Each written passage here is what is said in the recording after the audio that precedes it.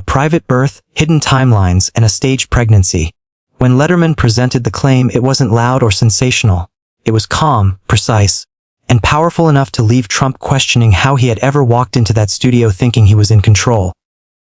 It was a night nobody expected. Donald Trump, the President of the United States in 2025, arrived at David Letterman's late night show with his usual swagger.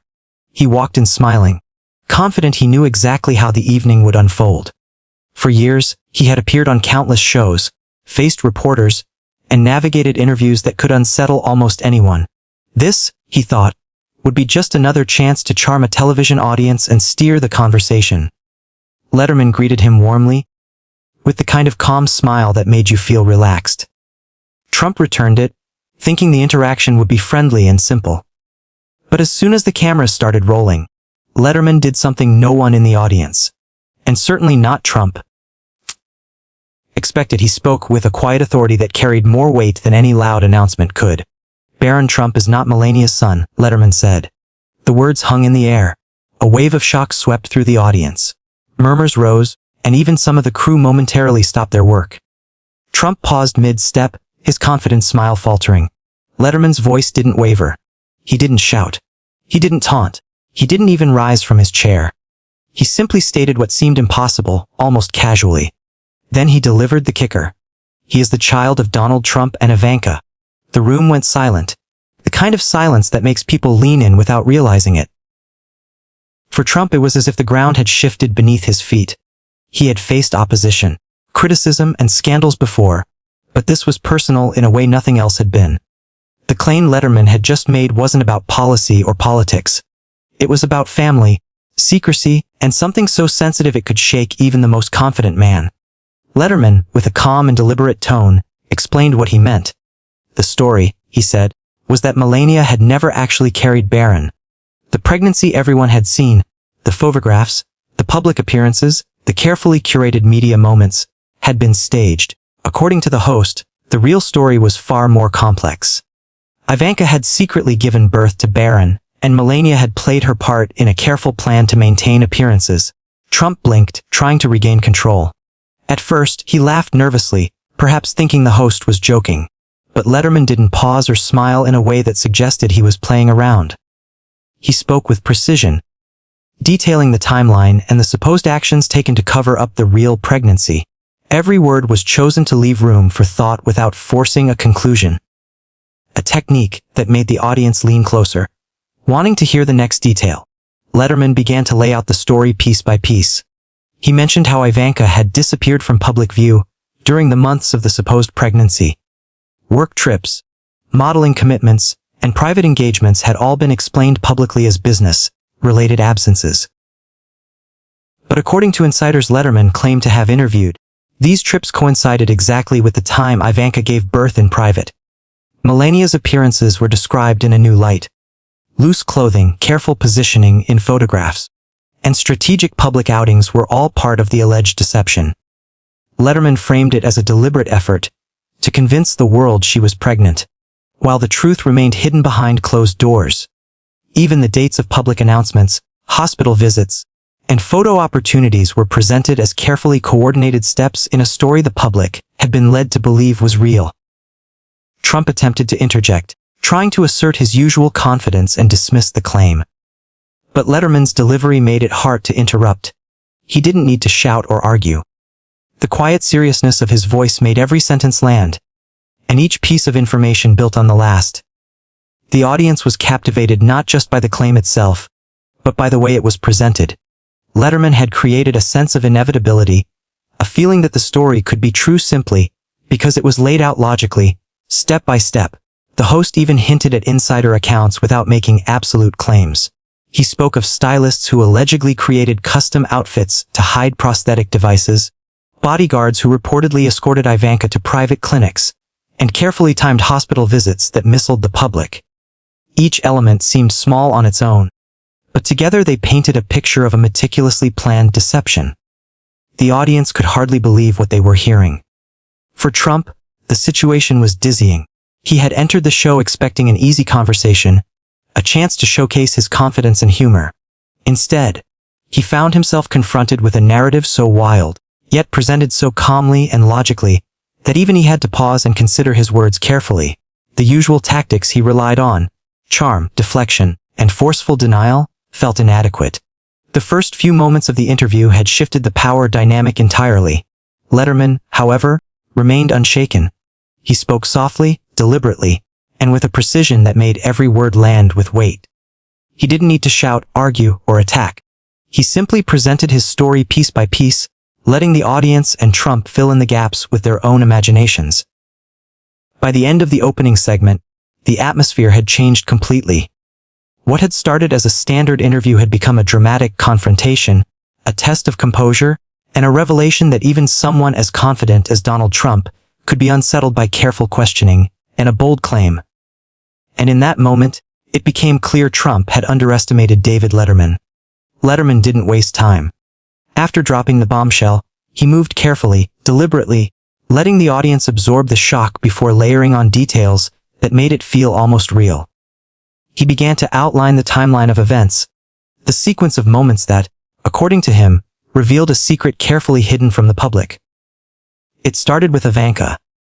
Letterman explained that during the months of Melania's supposed pregnancy, Ivanka vanished from public view. Officially, she was attending work trips, modeling engagements, and private meetings, all perfectly plausible excuses for a busy schedule. But Letterman suggested these absences were more than mere coincidences. They coincided with the actual time when Ivanka secretly gave birth. He didn't say it outright as fact. Instead, he presented it as a sequence of possibilities that fit together too neatly to ignore. The audience leaned in, hanging on every word. Letterman described how Ivanka, normally a frequent presence in media and family events, had slowly withdrawn into private life. Meetings, charity events, and photo shoots were suddenly scheduled far away, always keeping her out of the public eye. At the same time, Melania began appearing in photos and videos, wearing increasingly loose clothing, sweaters, long coats, flowing dresses, all outfits carefully chosen to hide the shape of her body. Letterman asked the audience to consider this. Could a series of wardrobe choices and public appearances be entirely coincidental? Or was there a pattern too precise to dismiss? Then came the insider accounts. Letterman told the story of a former stylist, someone who claimed to have worked closely with Melania during this time. According to this source, she had been instructed to design custom outfits that concealed prosthetic devices. These devices, the stylist claimed, were meant to create the appearance of a real pregnancy. Every photograph, every public smile, and every carefully angled shot was supposedly part of a plan to convince the world Melania was expecting. Letterman continued, describing a bodyguard who spoke of escorting Ivanka to a private clinic. The claim was that Ivanka gave birth in secret while Melania continued to be photographed in public, showing off her pregnancy for the cameras. The audience listened in silence, caught between disbelief and fascination.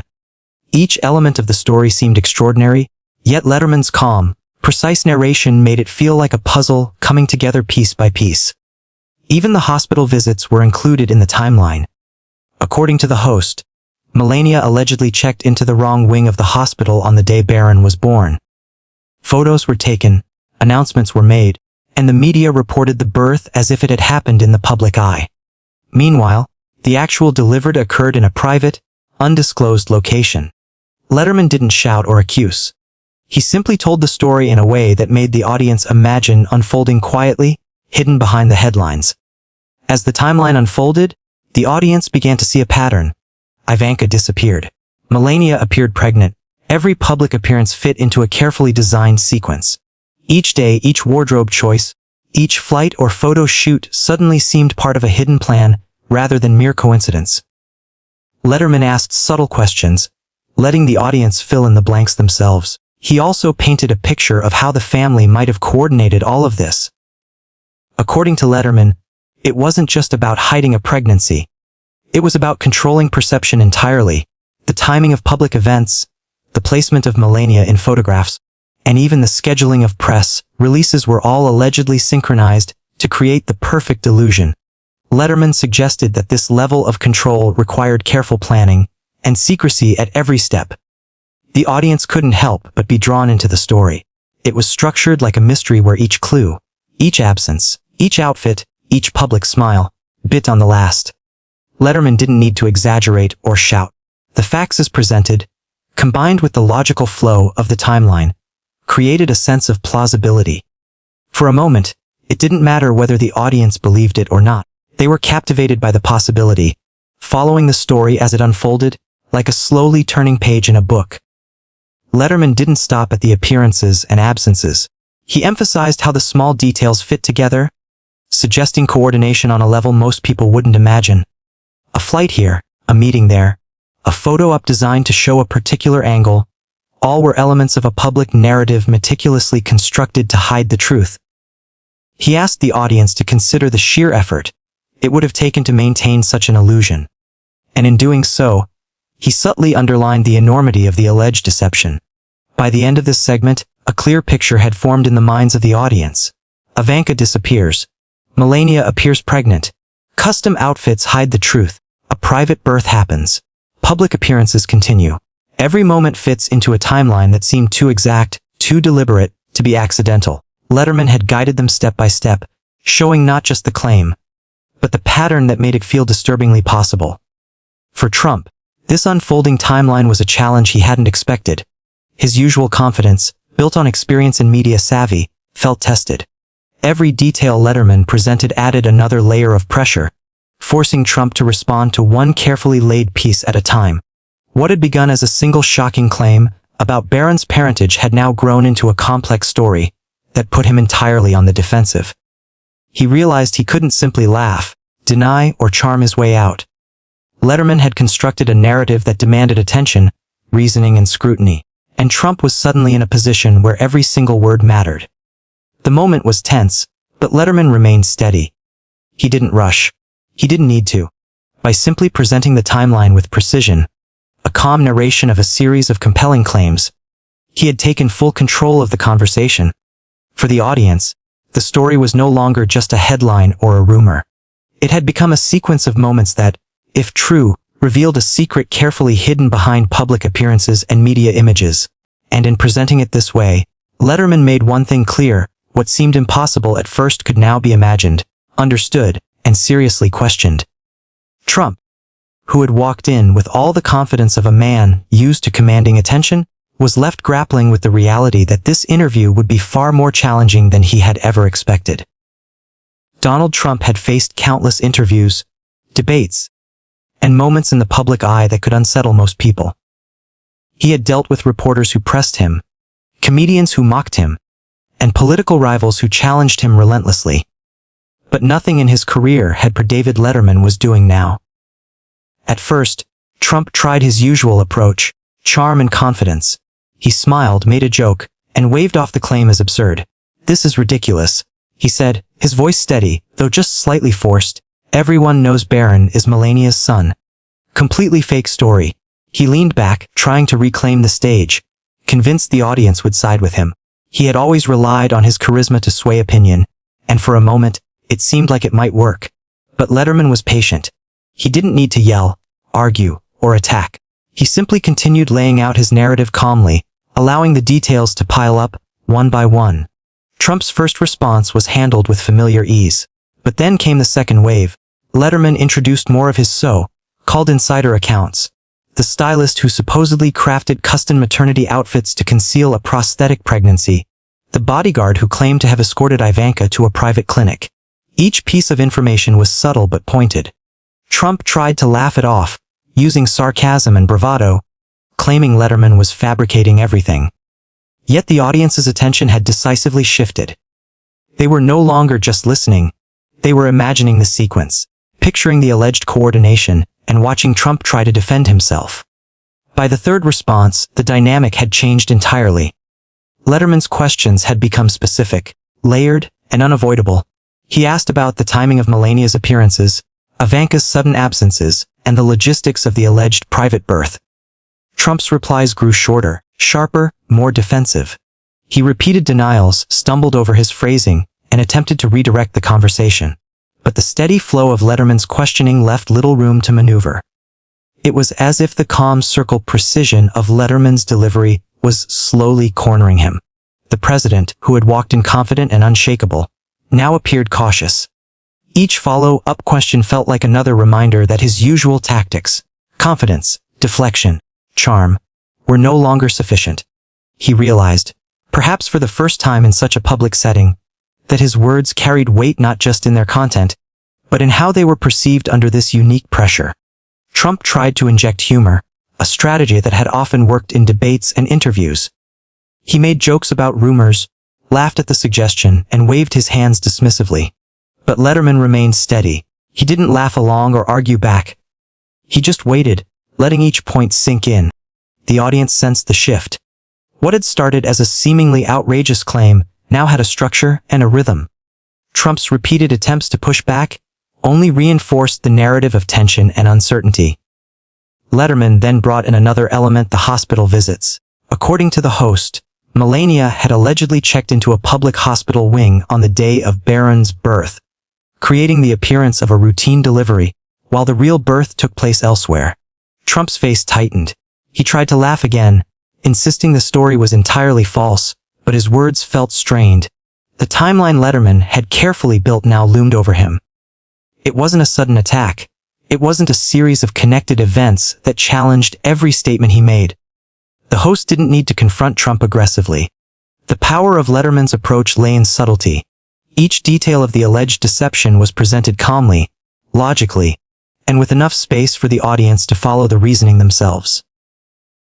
Trump, on the other hand, had to respond to each point individually, trying to maintain his composure while defending against a carefully constructed narrative. His confidence, normally unshakable, was now being tested at every turn. Even more than the facts themselves, the psychological pressure was intense. Letterman wasn't just presenting information. He was guiding the audience to notice patterns, to ask questions, and to wonder what might have happened behind closed doors. Trump, who had expected to dominate the conversation, suddenly found himself reacting rather than leading. By the third response, his usual tactics of charm and assertive denial were failing to regain control.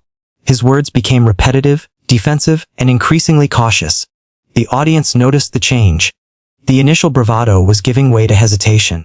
The laughter was replaced with pauses as Trump struggled to navigate the story Letterman had created. For a man who had built a career on confidence and control, it was a rare moment of vulnerability. Even supporters watching could sense this was different from the interviews and debates they had seen him manage so confidently in the past. Letterman, meanwhile, remained calm. His questions were never shouted, his tone never raised, and yet his impact was undeniable. By carefully layering the claims, connecting timelines, and suggesting the possibility of insider accounts, he had created an environment where Trump could no longer rely on instinct alone. The president had to consider each word, each response, and each denial, all under the quiet but relentless pressure of public scrutiny. In that moment, it became clear Trump had underestimated Letterman. He had assumed the host would be just another interviewer, someone who could be managed with charm, diversion, or forceful statements. Instead, Letterman had created a narrative structure that slowly, subtly, and effectively challenged him at every turn.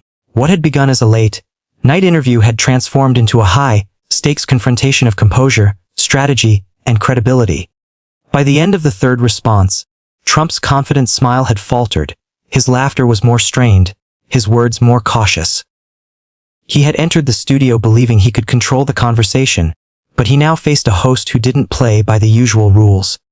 Letterman didn't need to shout or attack. His calm precision was enough to unsettle one of the most confident men in the world. And for Trump, it was a moment of rare recognition. He had misjudged his opponent, and every word from that point forward mattered more than ever. After the tension of the initial exchanges, David Letterman didn't let the story rest. He had planted the seed of doubt, and now he began to water it carefully, letting the audience's curiosity grow. Letterman's approach was simple. He didn't need to accuse or attack. He needed to build a trail of details that hinted at something larger, something hidden behind closed doors. He started by revisiting the alleged timeline, asking questions that sounded casual but carried weight. Where had Ivanka been during the months of Melania's supposed pregnancy? Why had Melania begun wearing loose, flowing outfits that suddenly appeared in public without explanation? Could these coincidences really be ignored, or were they part of a carefully constructed plan? Letterman didn't answer the questions himself. Instead, he turned to what he called whistleblowers. Insiders who supposedly had knowledge of what really happened. The first account came from a former staff member who claimed to have seen Ivanka in private moments with Barron. According to this source, she had been secretly breastfeeding him. Letterman didn't sensationalize the claim. He simply presented it, letting the audience consider the implications. The way he told it made the story feel like a puzzle, each piece fitting into the timeline that had already been laid out. The claim was shocking, yet presented with a calm authority that made it seem plausible.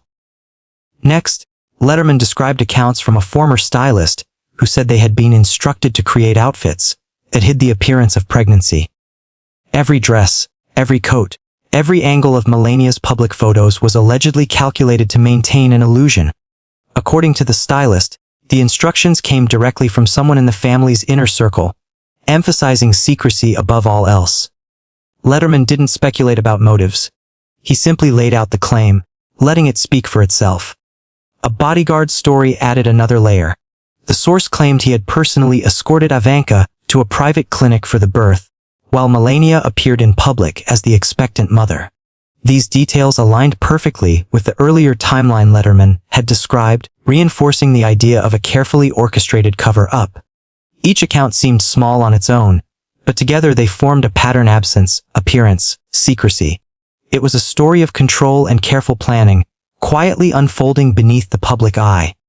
Letterman emphasized that he was not claiming absolute knowledge.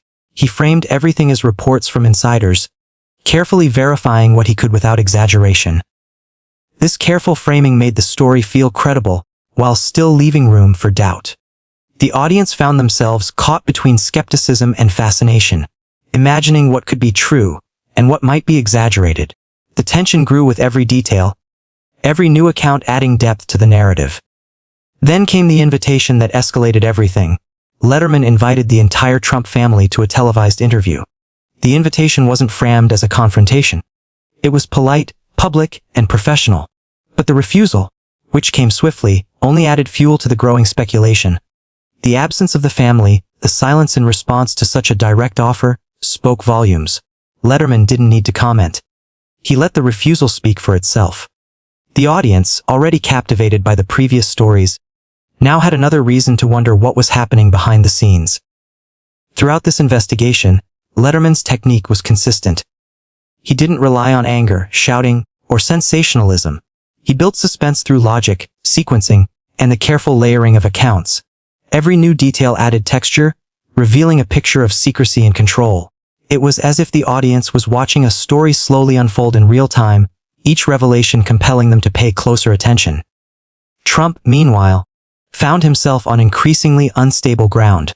The calm, methodical nature of Letterman's questions and claims made it difficult to respond as he normally would. He tried to dismiss the accounts as false, labeling the insider claims as fabrications. But with each denial, Letterman followed up with subtle questions or additional details, forcing Trump to defend himself repeatedly.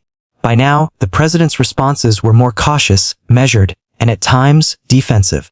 The confidence that had carried him through countless interviews was giving way to a careful calculation of each word. The audience could feel the shift. Trump, who had walked in full of certainty, now seemed to be reacting more than leading. Every response was weighed, every denial analyzed. Letterman didn't need to attack. The story, carefully structured and supported by alleged insider accounts, did the work for him. The psychological pressure of being questioned in such a precise and persistent way was evident, and even the casual observer could see it. Letterman ended the segment by reviewing the claims one more time: Ivanka's secret absences, Melania's carefully managed appearances, the alleged hospital cover-up, and the accounts from stylists and bodyguards. He didn't insist these stories were true, but by presenting them together, he created a compelling narrative that challenged the audience to question what they thought they knew. He left the details hanging in the air, a chain of possibilities that required careful thought. And in doing so, he shifted the focus entirely onto Trump's ability to respond. By the end of this investigative segment, the balance of power in the interview had shifted. Trump, who had begun the night confident and in control, was now navigating a story that Letterman had meticulously built step by step. Each claim, each timeline, and the family's refusal to respond quietly reinforced the story's tension. Letterman had managed to turn what started as a single bombshell into a structured narrative, one that was impossible to ignore and difficult to refute. For the audience, it was mesmerizing. They were not just hearing claims. They were following a story, a sequence of events, a timeline of secrets that seemed both incredible and possible.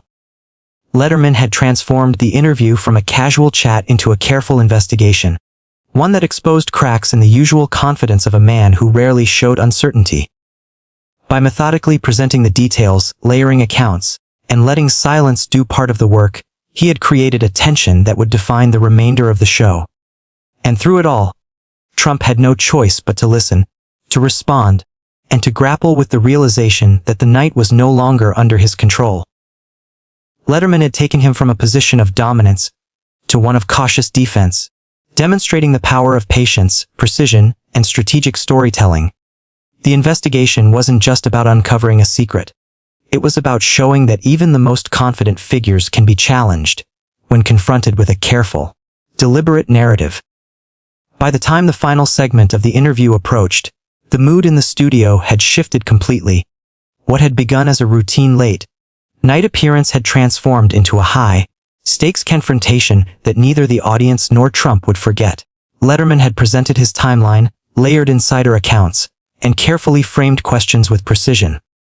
The calm, methodical pressure had worn on Trump, and it was clear the president was no longer fully in control of the conversation. Trump's responses had grown shorter, sharper, and more defensive. His laughter, once confident and self-assured, had started to sound forced. His attempts to redirect the conversation had become obvious, almost mechanical. Every point he made was met with Letterman's calm follow-up, a quiet but persistent reminder that the host had the rhythm of the dialogue in his hands. It wasn't a confrontation in the traditional sense. It was subtle, structured, and almost surgical in its impact. The final catalyst came when Letterman revisited the key elements of his story: Ivanka's secret absences, Melania's carefully managed appearances, the alleged hospital cover-up, and the insider accounts from stylists and bodyguards. He asked questions that seemed simple on the surface, but each carried an unspoken weight. They required Trump to respond not just with denials, but with explanations that could hold up under scrutiny. By now, Trump's usual tactics, charm, deflection, and bravado, were failing to restore balance. For a man accustomed to commanding attention and controlling the narrative, the moment was tense. The audience could sense the shift. The confident, larger-than-life figure who had entered the studio now seemed cornered, struggling to maintain composure under quiet, but relentless pressure. Every word he spoke was measured, every denial carefully calculated. Yet the calm structure of Letterman's narrative left him little room to maneuver. Finally, after one particularly pointed line of questioning about the hospital visits and the alleged private birth, Trump made a decision. He stood, uttering a curt statement about the accusations being completely false and threatening legal action against Letterman for defamation. Then he left the interview abruptly, walking away before the segment could conclude. The exit was sudden, almost shocking in its finality. The audience, caught in suspense for the last hour, remained silent for a moment, processing what had just happened. The impact of Trump's departure extended beyond the studio. Even without raising his voice, Letterman had managed to shift the perception of the evening. By calmly presenting his claims, framing timelines, and incorporating insider accounts, he had turned what should have been a simple interview into a public examination of control, credibility, and secrecy. Trump, who had expected to dominate the conversation as he had so many times before, was forced to retreat. The refusal of the Trump family to participate in the follow-up televised interview also amplified the tension.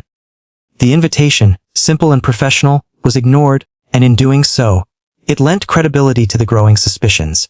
Letterman did not need to comment on the refusal. The silence spoke volumes for viewers. It was yet another piece of the puzzle, reinforcing the sense that there was more to the story than what had been visible publicly.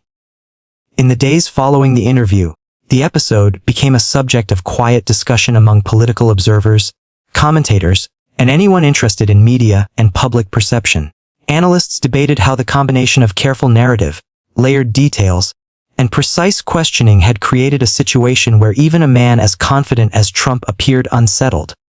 Letterman's approach became a case study in subtle influence, not through confrontation or aggression, but through patient, deliberate storytelling that built momentum gradually. Trump himself reportedly reacted with frustration and disbelief. Privately, he insisted the entire story was fabricated, dismissing every claim made on the show. He threatened lawsuits, condemning Letterman for defamation, and accusing the host of spreading falsehoods. Yet, despite the threats, the perception of the evening had already been shaped. Letterman had achieved something rare. He had created a situation where the president's responses, the family's refusals, and the carefully constructed timeline together created a tension that was difficult to ignore. The audience, meanwhile, remembered the night vividly. The combination of a bold claim, a detailed timeline, insider accounts, and subtle questioning created a narrative that was both shocking and compelling. What began as a single accusation, the parentage of Barron, evolved into a layered story that challenged assumptions, raised questions, and captivated attention without sensationalism or exaggeration. Letterman had shown that the quiet, methodical presentation of information could be more powerful than shouting or confrontation. In the end, the interview became a lesson in underestimation. Trump, who had walked in confident, left unsettled, realizing that skill, patience, and precision could outmaneuver even the most assured personalities. Letterman, through calm questioning and structured storytelling, had revealed that control of a narrative does not always belong to the loudest or most confident person in the room. Trump's exit and the unresolved questions surrounding the claims left a lasting impression. Viewers were left to consider what might have happened behind the scenes and to reflect on the subtle power of storytelling and questioning. The episode became more than a simple television appearance. It was a demonstration of how persistence, calm authority, and a carefully structured investigation could expose cracks even in the most confident figures. Ultimately, the night stood as a reminder that underestimating someone, even in what seems like a straightforward situation, can lead to unexpected outcomes. It showed that preparation, patience, and the power of narrative could shape perception in ways that raw confidence alone could not. And for Trump, it was a rare public encounter where the usual certainty and control he relied on were tested and found wanting. The interview ended with Trump gone, the family absent, and the audience left with a story that would linger in memory. Letterman's calm, deliberate approach had changed the evening from a routine appearance into a tense and unforgettable examination of perception, secrecy, and human reaction. It was a demonstration of how skillful questioning and structured storytelling could create drama and uncertainty, even in the life of a man who rarely hesitated or faltered.